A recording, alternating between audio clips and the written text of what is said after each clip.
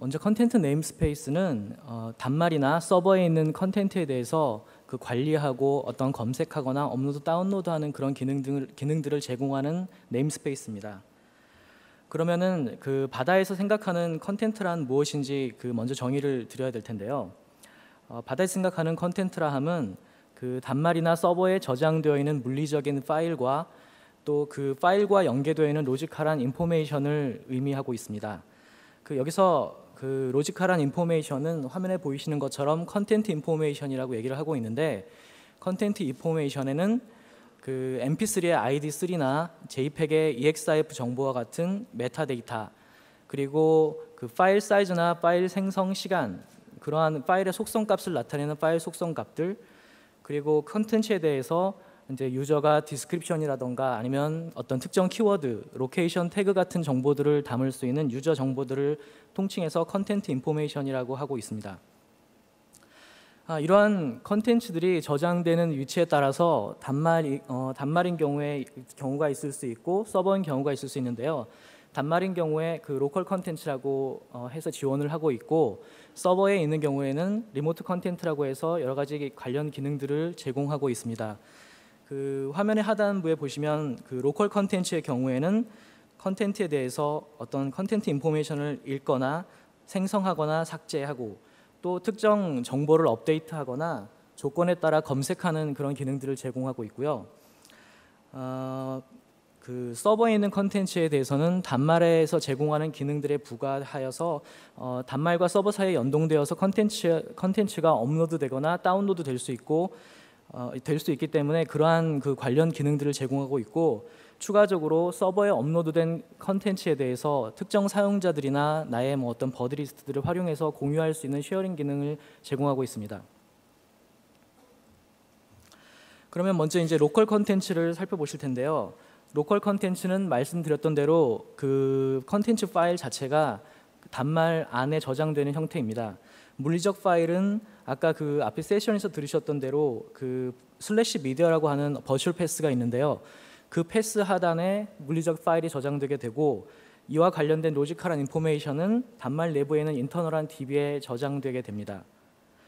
로컬 컨텐츠에서는 이렇게 그리고 하나 더 말씀드릴 것이, 만약에 단말에 그 외장 메모리가 지원되는 단말이라면 이런 로컬 컨텐츠에서 피지컬 파일이 저장되는 위치는 버추얼 패스가 슬래시 스토리지 카드 슬래시 미디어 이하가 되겠습니다. 이렇게 로컬 컨텐츠에서는 단말에 저장되는 그 파일들 타입을 크게 4가지 프리디파인 타입으로 제공하고 있습니다. 주로 미디어 파일인 이미지, 오디오, 비디오 파일들과 기타 어더스 타입으로 분류해서 제공하고 있습니다. 다음은 그 서버에 컨텐츠가 존재하게 되는 리모트 컨텐츠인데요. 이때 당연하게 그 파일은 단말 내부가 아니라 서버상에 존재하게 됩니다. 좀 더 정확하게 말씀드리면 그 바다 서버가 아니라 실제 상용 스토리지 서비스를 제공하고 있는 아마존의 S3 서버 공간에 파일이 저장되게 됩니다.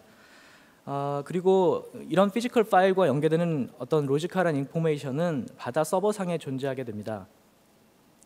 하단의 그림을 보시면 그 서버와 아마존 S3 간의 이제 그런 연계에 대한 그림이 나와 있고, 이 좌측에 이제 단말과 연동되어서 전체적으로 그 서버를 연계해서 사용하는 그 기능이 제공되는데, 바다의 리모트 컨텐트라는 네임스페이스에 있는 컨텐트라는 클래스에 있는 API들을 사용하시면 실제 백단의 물리적인 구성과 상관없이 쉽게 이 기능들을 사용하실 수 있습니다. 그리고 서버 같은 경우에는 단말과 달리 그 확장성이 있기 때문에 미리 프리디파인된 타입이 있지 않고요.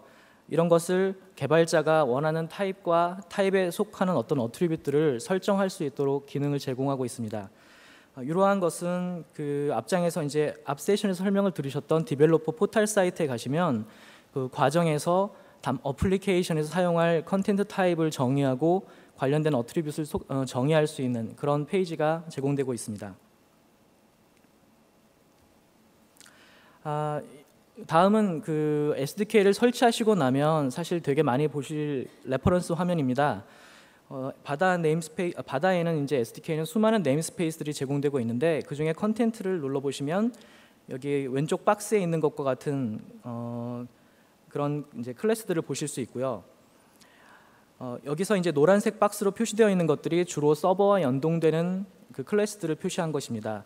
보시면은 단말과 서버 사이에 컨텐츠를 업로드하고 다운로드하는 컨텐트 트랜스퍼 관련된 클래스와 기타 다른 이제 여러 가지 지원하는 기능들을 포함하고 있는 클래스들이 있는데, 대부분의 클래스들은 리모트라고 하는 이름이 클래스명에 포함되어 있기 때문에 쉽게 구분을 하실 수 있고요.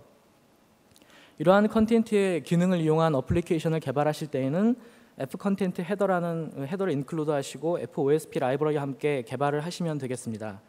참고로 아까도 그 관련 얘기가 있었는데, 리모트 계열의 프리픽스를 가진 이런 클래스들은 사용하시려면 시스템 프리빌리지 권한을 가지고 있어야 합니다. 그래서 이걸 얻는 방법에 대해서는 디벨로퍼 사이트에 가보시면 그 관련 프리빌리지를 얻을 수 있는 방법과 과정이 설명되어 있으니 그것을 참고하시면 되겠습니다. 자, 지금까지는 제가 그냥 개략적인 컨텐츠의 개념과 그 컨텐츠에서 제공하는 어떤 그 개념적인 얘기를 설명을 드렸고요. 그 다음은 하나의 유스 케이스를 들어서 간략한 코드와 함께 그 사용 예를 설명드리려고 합니다. 보시면 그 어떤 사용자가 모바일 기기를 가지고 사진을 찍고 서버로 업로드한 다음에 어떤 친구에게 공유하는 그런 유스 케이스는 되게 흔한 케이스인데요. 그것들 중에서 지금은 사진을 찍어서 파일을 업로드하고 그 다음에 업로드된 파일에 대해서 컨텐츠로서 등록하는 그 단계에 대해서 설명을 드리려고 합니다. 먼저 그 컨텐츠 업로드 케이스인데요. 이 단계를 수행하고 나시면 그 물리적인 단말에 있던 파일이 서버상에 저장이 되게 됩니다. 먼저 그 코드 스냅핏들을 좀 잠깐 살펴보실 텐데요. 그 컨텐트 트랜스퍼라고 아까 단말과 서버 사이에 컨텐츠를 업로드하거나 다운로드하는 기능을 제공하는 클래스를 말씀을 드렸는데, 먼저 이 컨텐트 트랜스퍼 클래스 인스턴스를 생성하시고 투페이즈 컨스트럭션인 예인 것처럼 그 리스너와 함께 컨스트럭트를 수행하십니다.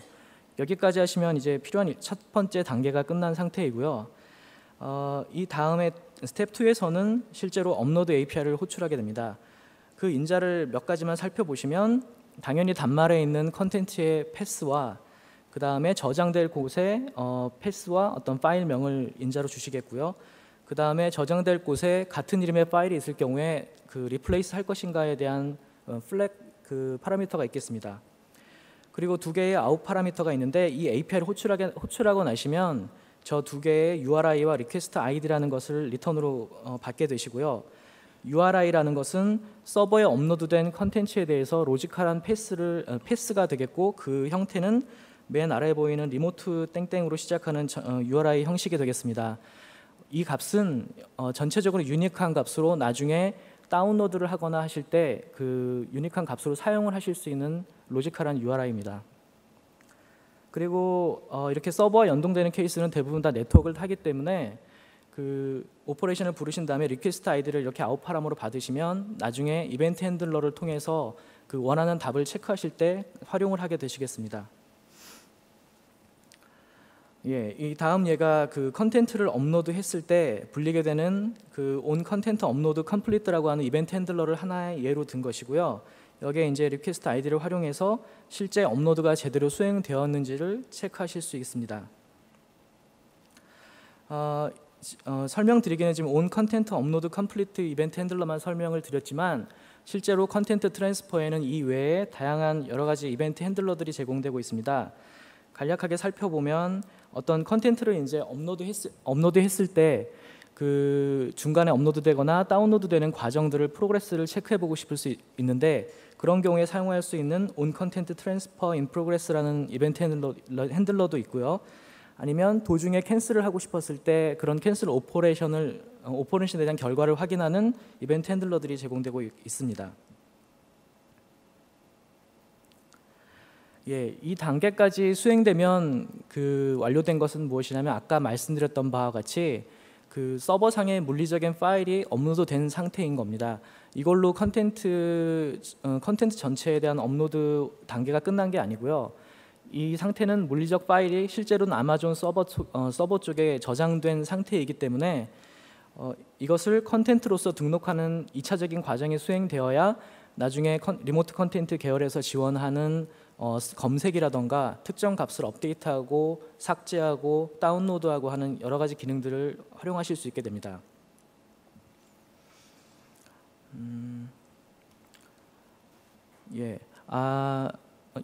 먼저 아까 설명하는 중에 잠시 빠뜨린 것이 있는데요.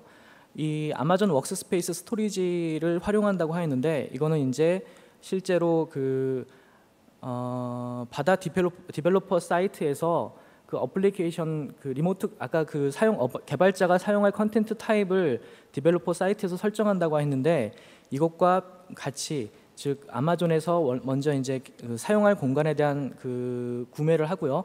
그 다음에 관련된 아이디를 가지고 바다 서버에 등록하는 과정이 같이 연계되어야 전체적으로 돌아갈 수 있는 어플리케이션을 개발하실 수 있습니다. 그러면 이어서 컨텐트 업로드에 의해서 이제 컨텐트로서 등록하는 과정을 잠시 설명을 드리겠는데요.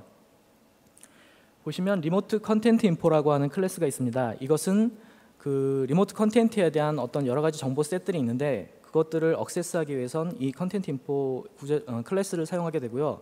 관련된 코드를 보시면 먼저 리모트 컨텐트 인포의 인스턴스를 생성하신 후에 역시 다른 것과 유사하게 이제 컨스트럭트를 하시면 됩니다. 이렇게 생성하고 나면 이 인스턴스에는 여러 가지 세트할 수 있는 필드들이 있고요. 그 중에 몇 가지 예로 여기 코드상에 나온 것과 같이 특정 컨텐트 네임을 할당한다던가 키워드라던가 그런 유저가 세팅할 수 있는 정보를 할당해서 인스턴스를 이제 정보를 업데이트할 수 있는 상태가 됩니다. 이러한 리모트 컨텐트 인포라는 클래스 인스턴스는 리모트 컨텐트 매니저라는 클래스에 의해서 사용되어서 실제로 컨텐츠로서 등록 과정이 일어나게 되는데, 이제 관련된 코드를 살펴보시면요. 먼저 리모트 컨텐트 매니저를 생성하시고, 그 다음에 관련된 이제 오퍼레이션을 수행했을 때 결과를 받으실 수 있는 리스너와 함께 컨스트럭터를 하십니다. 그런 다음에 앞단계에서 생성을 했던 리모트 컨텐트 인포와 함께 create content라는 API를 콜하시면 실제로 지금까지 업로드한 다음에 컨텐츠로서 등록하는 모든 과정이 마쳐지게 됩니다. 컨텐트 크리에이션에 대한 결과는 역시 on content created라고 하는 이벤트 핸들러의 결과를 통해서 제대로 되었는지 확인을 하실 수 있고요. 그 다음에 다른 것과 마찬가지로 이런 create content에서도 여러 가지 어떤 특정 컨텐트 인포의 정보를 업데이트 한다던가 또는 그런 류의 이제 작업들을 수행한 후에 그 결과를 확인할 수 있는 이벤트 핸들러들이 다음과 같이 지원되고 있습니다.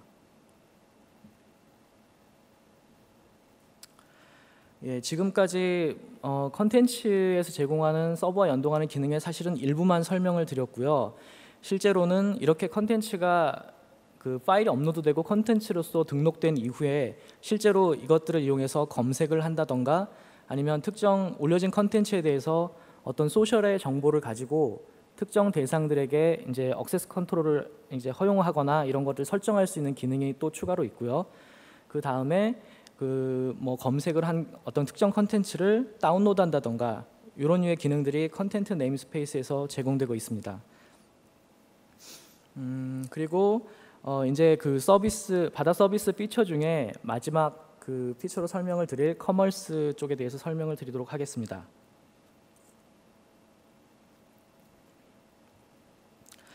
커머스 네임스페이스는 여기 보시는 바와 같이 인 어플리케이션 퍼처싱을 지원하고 있습니다.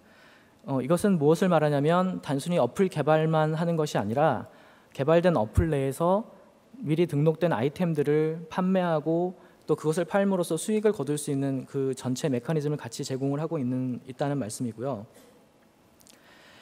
이것을 이제 이런 결제나 이런 아이템 구매가 되면 결제는 주로 카드에서 처리가 가능하게 지원되고 있습니다. 커머스에서 제공하는 피처를 몇 가지 간단하게 그룹핑 해본다면 미리 등록된 어떤 아이템들에 대한 정보들을 가져오는 단계가 있겠고요. 그리고 선택한 아이템이 있을 때 그 아이템을 이제 구매하는 그런 과정이 있고 또 기존에 구매했던 그 아이템 구매 내역에 대해서 그 정보들을 가져오는 이런 크게 세 가지의 피처들이 있습니다. 역시 이런 기능들을 포함한 어플리케이션을 개발하시려면 fcommerce.header를 인클루드해서 개발하시면 됩니다.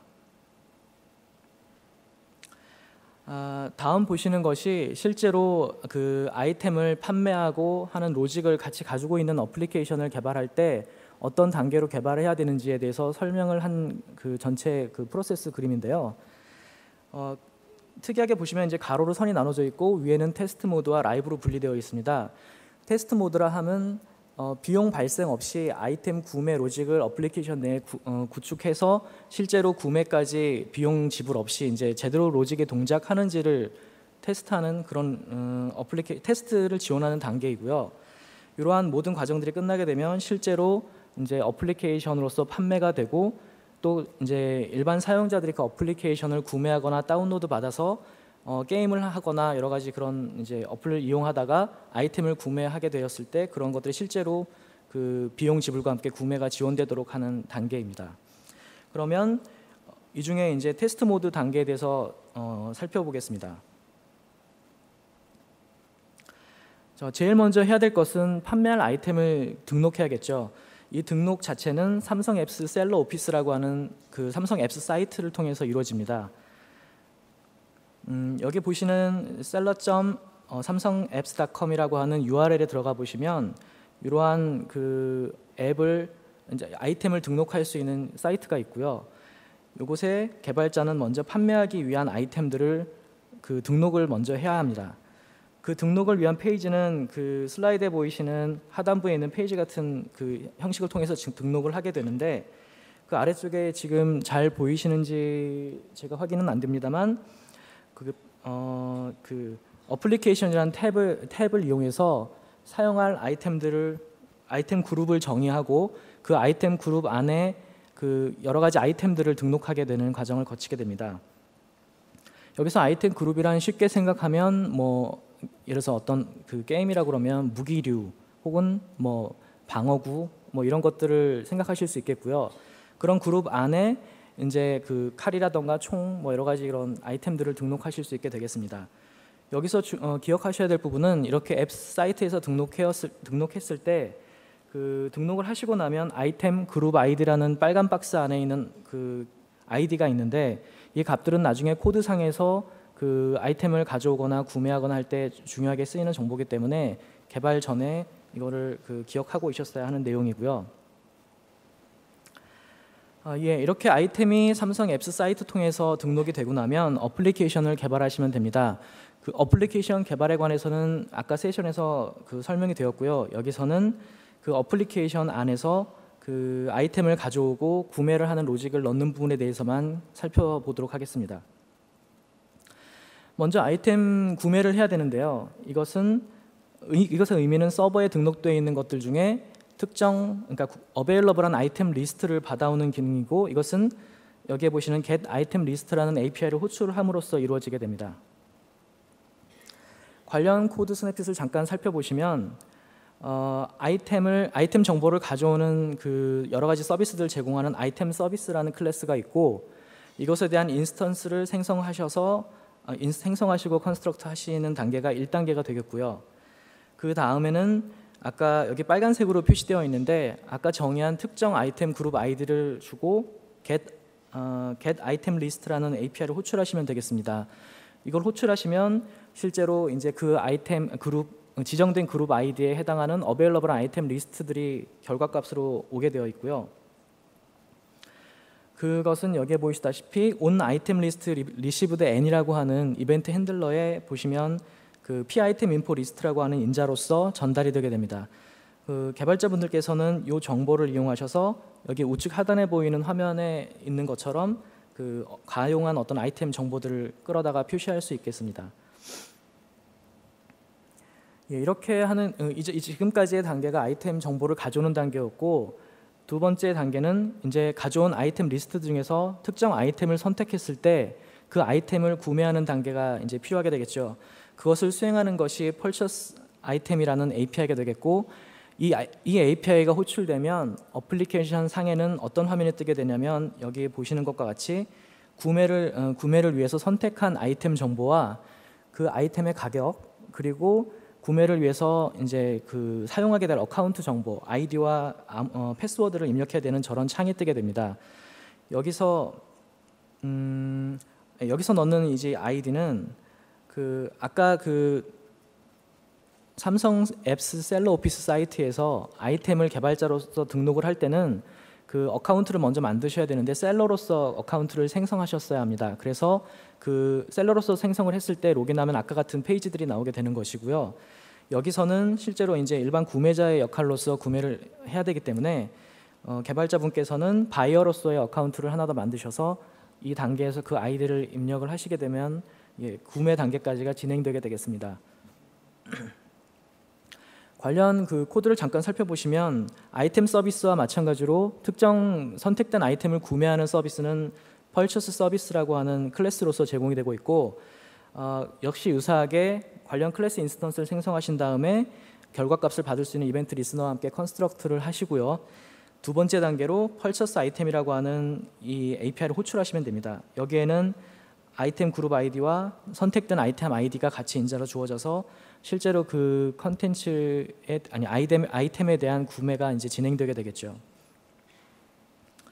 이렇게 돼서 아까 같은 그 구매 다이얼로그 박스가 뜨고 절차가 진행되고 나면 on item purchase complete라고 하는 이벤트 핸들러를 통해서 다음과 같이 구매한 내역에 대한 정보를 받으실 수 있습니다.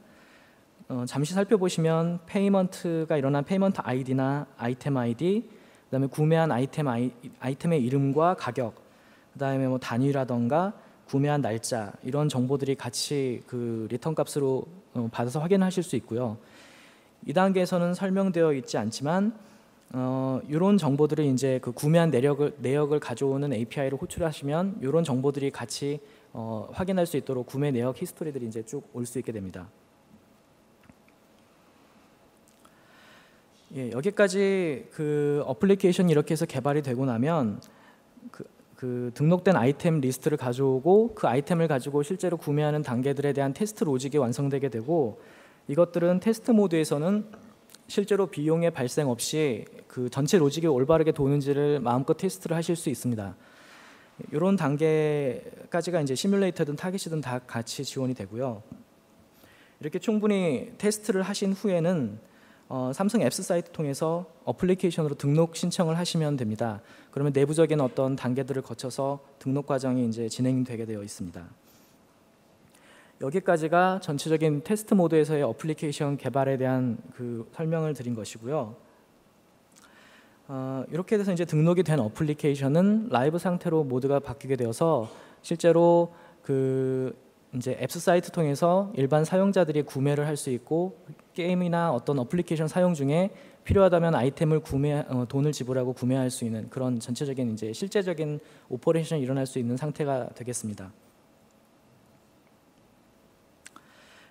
그 간략하나마 사실은 컨텐트와 커머스 그리고 앞에 바다 서비스 피처로 설명드렸던 로케이션화 서비스는 사실 이런 기능 말고도 단말 내부에서의 기능이나 아니면 서버와 연동되는 기능으로도 훨씬 많은 기능들을 제공하고 있는데요.